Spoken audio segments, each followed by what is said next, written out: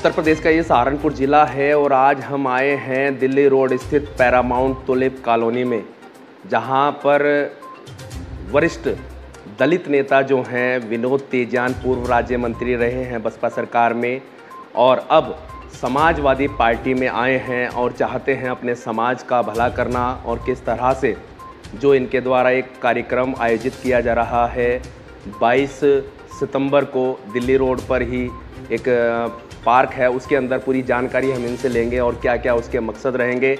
आने वाले 2022 के चुनाव में कहां से इनकी दावेदारी रहेगी, क्योंकि जो सहारनपुर की ही रामपुर विधानसभा क्षेत्र जो सीट है वहां से ये कद्दावर नेता हैं और कई बार चुनाव लड़े हैं और उसमें जो है सफलता भी इनको हासिल हुई है। तो उसी के बारे में हम जानेंगे इनसे। विनोद तेजान हमारे बीच में हैं, उनसे हम बात करते हैं। जी सर, 2022 के चुनाव को लेकर आप अब समाजवादी पार्टी में आए हैं और किस तरह से जो अखिलेश यादव हैं सपा सुप्रीमो, उनसे आपकी बातचीत हुई है और किस तरह से आप जो है इस पार्टी में आकर अपने समाज का भला कर पाएंगे। एक तो आपका बहुत बहुत धन्यवाद। 2022 का चुनाव इस देश को बचाने का आखिरी चुनाव होगा, क्योंकि जो परिस्थितियों का निर्माण भारतीय जनता पार्टी और उससे पहले कांग्रेस के द्वारा हमारे इस देश में कर दिया गया है, उससे बचने का आखिरी रास्ता अखिलेश यादव और समाजवादी पार्टी है। क्योंकि बहन मायावती जी को हमने हरियाणा में देख लिया, हरियाणा के अंदर दुष्यंत चौटाला की लहर थी और हम लोगों ने वहाँ संविधान बचाओ देश बचाओ को लेकर के बाबा साहब के पोते राजरतन को लेकर के हर जिले में सभा की, पंजाब में की। और जैसे ही माहौल बनने लगा तो बसपा के लोगों ने दबाव में आकर के दुष्यंत के साथ गठबंधन किया, केवल इस वजह से कि हम संविधान बचाओ देश बचाओ कार्यक्रम ना करें वहाँ, क्योंकि दलित समाज के लोग भारी तादाद में हमारे साथ टूट करके हरियाणा में आ रहे थे। तो समाज के लोगों ने कहा कि भैया आप राजरतन को लेकर हरियाणा और पंजाब में मत आइएगा, क्योंकि बसपा कमज़ोर हो रही है। मैंने कहा बसपा हमारी वजह से कमज़ोर नहीं हो रही है, हम तो भाजपा को कमज़ोर करने का काम कर रहे हैं। बसपा तो इसलिए कमज़ोर हो रही है कि वो अकेला लड़ती है। तो हरियाणा के बसपा के बड़े दलित नेताओं ने हमें कहा कि इस बार बहन जी गठबंधन करके चुनाव लड़ेगी हरियाणा का। हमने कहा अगर बहन जी गठबंधन करके चुनाव लड़ती हो तो हम एक दिन भी हरियाणा नहीं आएंगे। बहन जी का गठबंधन हुआ, हमने अपने सारे कार्यक्रम स्थगित कर दिए, लेकिन हमने अपने भाइयों को कहा था कि मेरी बात भी नोट कर लेना, बहन जी की गठबंधन करके और जैसे ही चुनाव आएगा इस गठबंधन को तोड़ देगी और वो बीजेपी को मौका देगी आगे बढ़ने का। और वही हालात हुए कि दुष्यंत चौटाला और बहन जी का गठबंधन और चुनाव से 1-1.5 महीना पहले गठबंधन तोड़ने का ऐलान हो गया और दुष्यंत चौटाला वहाँ 10 विधायक जिता करके निर्दलीय अपने दम पर अकेले, जो उनकी 2 महीने पुरानी पार्टी थी, 10 विधायक जिता करके लाए। 22 सीटों पर वो दूसरे नंबर पर रहे।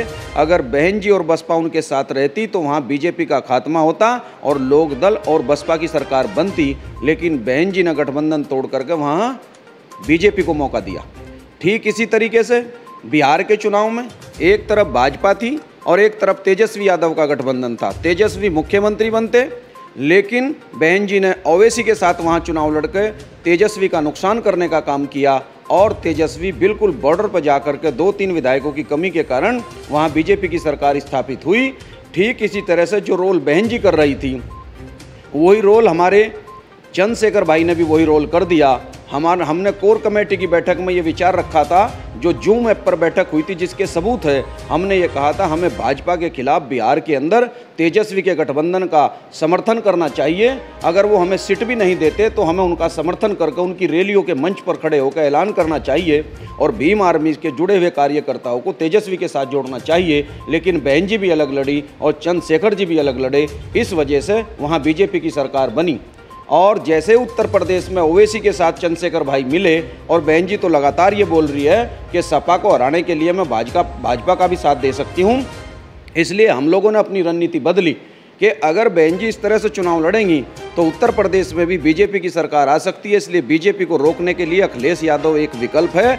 हमारा समाज भी ये चाहता है कि चंद्रशेखर और मायावती दो जगह वोट न बटे, वोट का प्रयोग वहाँ हो जो बीजेपी को हराने का काम करे। और मैं उसी मकसद के साथ समाजवादी पार्टी में आया हूँ और इसीलिए 22 तारीख का ये कार्यक्रम होने जा रहा है कि मैं यहाँ से शुरुआत करूँगा और पार्टी मुझे मौका देगी तो आखिरी जिले तक दलित सम्मेलन करके दलित किसान और मजदूर सम्मेलन हम लोग करेंगे पूरे देश, उत्तर प्रदेश के अंदर, और समाजवादी के साथ अपने लोगों को जोड़ने का काम करेंगे।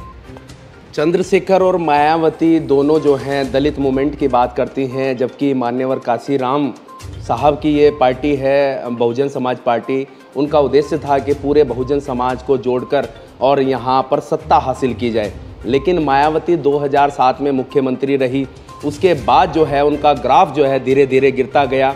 उसके बाद चंद्रशेखर आए हैं और चंद्रशेखर भी इस तरह से जो गठबंधन करते जा रहे हैं, कहीं ना कहीं वो दलित जो मूवमेंट है, जो दलित समाज के लोग हैं, वो बढ़ते नजर आ रहे हैं।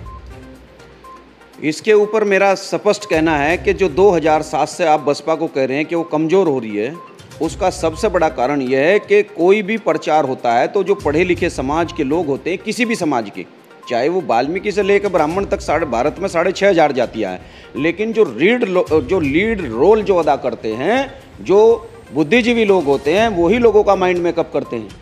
बहन जी की सरकार में प्रमोशन में आरक्षण के मुद्दे पर जो आंदोलन चला था, उस आंदोलन की वजह से बहन जी पीछे जा रही हैं, क्योंकि बहन जी ने जो पढ़े लिखे लोग थे, बहन जी की बदौलत इस उत्तर प्रदेश में 2.5 लाख लोगों को डिमोशन का सामना करना पड़ा।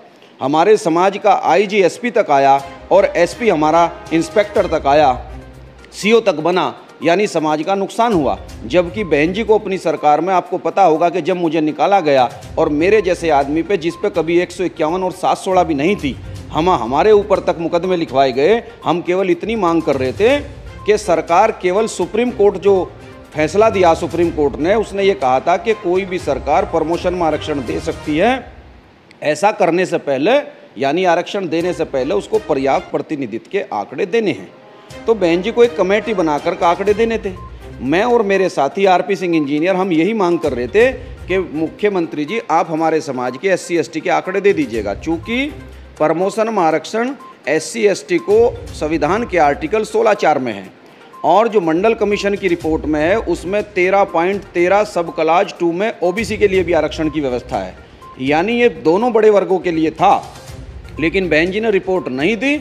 इसकी वजह से उत्तर प्रदेश में प्रमोशन में आरक्षण खत्म हुआ और पूरे देश में हमारा समाज इसके लिए प्रभावित हो गया। क्योंकि बहन जी ने आंकड़े नहीं दिए, इस बात की देखा देखी दूसरी सरकारों ने भी आंकड़े नहीं दिए कि SC के लोग जिसको वोट देते हैं, जब वही आंकड़े नहीं दे रही है तो हम आंकड़े क्यों दें। तो बहन जी की वजह से नुकसान हुआ। सारे दलित अफसरों का, सारे कर्मचारियों का, अधिकारियों का ये मन बद कि हमारी सरकार जिसको हम वोट देने का काम करते हैं, वो नेता आंकड़े नहीं दे रही है, उसकी वजह से हमें नुकसान हो रहा है। तो ये बुद्धिजीवी तबका जो था वहाँ से हटा और धीरे धीरे कुछ बहन जी की पॉलिसी इस तरीके की है, दूसरा ये पढ़ा लिखा समाज नाराज हो गया। इस वजह से बसपा लगातार कमज़ोर हो रही है। तो 2022 में जो टक्कर है वो अब भाजपा और सपा की है या इसमें तीसरा भी किसी का रोल है? देखिए, बहन मायावती जी जिस तरह से कह रही है मैं अकेले लड़ूंगी, आप मुझे ये बताइए, अकेले लड़कर के क्या बसपा सरकार बना सकती है 2022 में? देश के प्रधानमंत्री नरेंद्र मोदी, अमित शाह जी, जिनके देश में राष्ट्रपति है जिस पार्टी का, जिनकी देश के कई दर्जन राज्यों में भारत के अंदर जिनकी सरकार बन चुकी है, आधे से ज़्यादा राज्य उनके कब्जे में हैं, पार्लियामेंट में उनके पास स्पष्ट बहुमत है, सारा कार्यपालिका पे पूरा उनका कब्जा है। वो तो इस देश में बिहार में चुनाव लड़ते हैं तो रामविलास के बेटे के साथ और आपका नीतीश कुमार के साथ, यानी वो 1 दर्जन दलों के साथ गठबंधन करके बीजेपी चुनाव लड़ रही है और बहन जी दलित समाज के लोगों का उल्लू बना रही है कि हम अकेले लड़ेंगे। तो इसलिए हम लोगों को स्पष्ट दिखाई पड़ रहा है कि 22 का चुनाव एक तरफ भारतीय जनता पार्टी का गठबंधन होगा और दूसरी तरफ माननीय अखिलेश यादव जो जन क्रांति पार्टी, महान दल, सैनी शाक्य मौर्य कुशवाहा का दल है, बरेली से आगे उनका प्रभाव है और इसी तरीके से लोक दल। आपको पता है कि सारे समझदार किसान धरना दे रहे हैं, किसान देश के लिए लड़ रहे हैं, देश के मजदूरों के लिए लड़ रहे हैं, देश की जनता के लिए लड़ रहे हैं। वो किसानों का रुख भी तमाम लोकदल और समाजवादी पार्टी की तरफ है। इसलिए जो गठबंधन बन रहा है वो बिल्कुल स्पष्ट ये दिखाई पड़ रहा है कि मुकाबला समाजवादी पार्टी के गठबंधन और भाजपा के बीच होगा। और हम अपनी भूमिका का इस पर निर्भर करेंगे कि समाजवादी पार्टी की मदद कराएंगे हम अपने समाज से, और समाजवादी पार्टी स्पष्ट बहुमत से उत्तर प्रदेश में सरकार बनाएगी। उत्तर प्रदेश के अंदर दो खेमों में ये बंटता नज़र आ रहा है कि समाजवादी पार्टी जो है वो मुस्लिमों की पार्टी दिखाई जा रही है और जो भाजपा है वो हिंदुओं की पार्टी नज़र आ रही है। लोगों में ये भ्रांतियां हैं कि आखिर जो विकल्प है वो केवल हिंदुओं का भाजपा है और मुस्लिमों का जो है वो समाजवादी पार्टी है। उसके बारे में आप क्या कहेंगे? देखिए, ये सारा तो मीडिया के दिमाग का खेल है। ये सब तो मीडिया इस देश में इस तरीके से स्थापित कर रहा है। सच्चाई ये है कि भाजपा भी हिंदुओं की पार्टी नहीं है। ये बताइए, भारत के अंदर एकमात्र राज्य है जहाँ एनआरसी हुई है और उसका नाम है आसाम। आसाम में जब एनआरसी हुई तो 19 लाख लोगों के नाम आए जो ये नहीं बता पाए कि वो भारत में पैदा हुए या बांग्लादेश में। उन 19 लाख लोगों में 5 लाख हमारे मुस्लिम भाई हैं और 6 लाख हमारे SC ST यानी दलित भाई हैं। 8 लाख लोग पिछड़ी जाति के हैं। तो पिछड़े और दलित मिला करके 14 लाख हैं और 5 लाख मुस्लिम हैं। अगर ये पार्टी हिंदुओं की पार्टी है और एनआरसी में 14 लाख हिंदुओं को फंसा रही है तो मैं नहीं मानता हूँ इसका निशाना कहीं है और इसका टारगेट कुछ और है। सबसे बड़ी बात ये होगी 2022 के चुनाव की कि हमारी पार्टी के राष्ट्रीय अध्यक्ष माननीय अखिलेश यादव जी का एक बयान आ गया है कल, और वो आपने शायद देखा होगा कि सभी अखबारों में वो छपा है। ये मेरे हाथ में हिंदुस्तान पेपर है। हिंदुस्तान पेपर में माननीय अखिलेश यादव जी का बयान है कि डीएम और ईवीएम दोनों से सावधान रहना है। तो मैं आप पर इसको ये कहना चाहता हूँ कि ये ईवीएम मशीन जापान ने बनाई थी और जापान ने एक चुनाव करा के इस मशीन पे चुनाव नहीं कराया। ये मशीन दुनिया के जितने देशों में गई, आज तक किसी भी देश ने एक चुनाव कराने के बाद इस मशीन पर दूसरा चुनाव नहीं कराया। लेकिन भारत के लोकतंत्र को इस मशीन के माध्यम से खत्म करने का प्रयास चल रहा है। और माननीय अखिलेश यादव जी का ये बयान कि ईवीएम से सावधान रहना है, ये अपने आप में इस देश को बचाने का काम कर देगा। उत्तर प्रदेश में समाजवादी पार्टी की सरकार बनते ही मुझे पूरी आशा और उम्मीद है कि 2024 का चुनाव बैलेट पेपर पर होगा और बैलेट पेपर पर चुनाव होते ही नरेंद्र मोदी और बीजेपी 100% इस देश में हारने का काम करेगी और ये देश बचेगा। और जिन किसान भाइयों की जमीनें छीनने का कार्यक्रम अंदर अंदर चल रहा है, जब सरकार ही नहीं रहेगी तो किसानों की जमीनें भी बचेगी और मजदूरों को भूखा मारने के लिए जो रेलवे की लाइन बना करके इस देश का गेहूं चावल जो बड़े बड़े गोदामों में भर करके बाहर ले जाने की योजना चल रही है, उसका भी खात्मा होगा और निश्चित रूप से देश फिर दोबारा खुशहाल होने का काम होगा। क्योंकि ये लोग गेहूं को बाहर भेजने की, अनाज को बाहर भेजने की योजना बना रहे हैं और बड़े बड़े पूंजीपति, क्योंकि किसान जो धरना दे रहा है उसका जो पहला मुद्दा है वो एमएसपी अगर खत्म होता है तो सरकार माल नहीं खरीदेगी। सरकार गेहूं चावल और जो भी खाद्यान्न अगर उसको नहीं खरीदेगी तो फिर खरीदेगा कौन? जब सरकार के गोदाम खाली होंगे तो ये जो जनता को, जो देश की जनता को 80% गेहूं चावल 2 रुपए किलो 3 रुपए किलो मिलता है, तो जब सरकार खरीदेगी नहीं तो उनको कहां से मिलेगा? तो किसानों का जो ये मुद्दा है, जो आंदोलन चल रहा है, ये मेरे हिसाब से तो केवल तभी अब सफल होगा जब इस देश में बीजेपी की सरकार बदले और ये रणनीति माननीय अखिलेश यादव जी के पास है। निश्चित रूप से हम लोग इस दिशा में सफल होने का, समाजवादी पार्टी निश्चित रूप से सफल होगी। आप लोगों का बहुत बहुत धन्यवाद। इसलिए जहां तक मेरी सीट का मामला है तो ये पार्टी तय करेगी, क्योंकि अभी कई पार्टियों के साथ गठबंधन हो रहा है। कौन सी सीट किस पर जाएगी? बहरहाल मैंने अपनी इच्छा माननीय राष्ट्रीय अध्यक्ष जी को बता दी है कि मैं चुनाव लड़ना चाहता हूं। अगर कोई सीट गठबंधन में सही बैठती है तो जरूरी नहीं है कि मैं रामपुरी लड़ूं, मैं पुरकाजी भी चुनाव लड़ सकता हूं, क्योंकि पुरकाजी भी मेरे लिए पूरी तरीके से सुटेबल है। जितने जनता मेरे से यहाँ लगाव करती है उतने लोग मेरे से वहाँ भी लगाव करते हैं। मैं चुनाव वहाँ भी 1000% चुनाव जीत सकता हूँ। लेकिन सारा मामला सीटों के ऊपर बनेगा कि सीटों पर जब बातचीत होगी कौन सी सीट किसके हिस्से में आ रही है, तो यदि मुझे मौका मिलेगा मैं तो दोनों सीटों में से किसी पर भी चुनाव आपको 100% चुनाव जीत जाऊँ। और यदि नहीं भी मौका मिलता है तो हमारा मकसद, हमने पहले ही आपके सवाल के जवाब में बता दिया, हमारा मकसद अब अखिलेश यादव जी को मुख्यमंत्री बनाना और समाजवादी पार्टी की सरकार लाना है। और यदि हम लोगों को मौका मिला तो, और ना मिला तो हम ईवीएम मशीन के खिलाफ आंदोलन खड़ा करवाएंगे।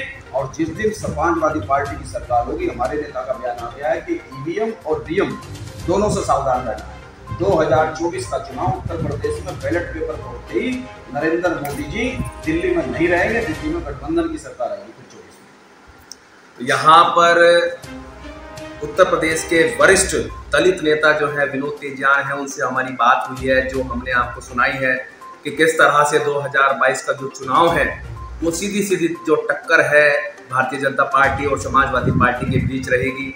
मायावती का जो है बहुजन समाज पार्टी, उसके जो खुद के लोग हैं वो धीरे धीरे पलायन कर रहे हैं। तो कहीं ना कहीं जो अब जो टक्कर है 2022 के विधानसभा चुनाव की, 2022 का चुनाव जो है एक ऐतिहासिक चुनाव होगा और जिसमें विनोद तेजियान के द्वारा कहा गया है कि 2022 में अखिलेश यादव को मुख्यमंत्री बनाकर समाज के लोगों को जो है बचाया जा सकता है और उसी के लिए ये यहाँ पर इस मूवमेंट में अपने समाज के लोगों को पूरा तैयार करेंगे और उत्तर प्रदेश का जितने भी जिले हैं सब जगह जाकर ये उनको जो है समाजवादी पार्टी को सपोर्ट करने की बात करेंगे। और उसी के लिए इन्होंने यहाँ पर जो है 2 जगह इन्होंने बताया है कि रामपुर मनिहारन और दूसरा जो है इनका बुरकाजी में इनका वचनसव है, जहां से ये चुनाव लड़ सकते हैं और हाईकमान का ये फैसला होगा कहां से इनको टिकट देते हैं। गठबंधन की ये सरकार होगी और किस तरह से 2022 में चुनाव अब लड़ा जाएगा ये देखने वाली बात होगी। दैनिक भास्कर के लिए सहारनपुर से प्रशांत वर्मा, मोनू कुमार की खास रिपोर्ट।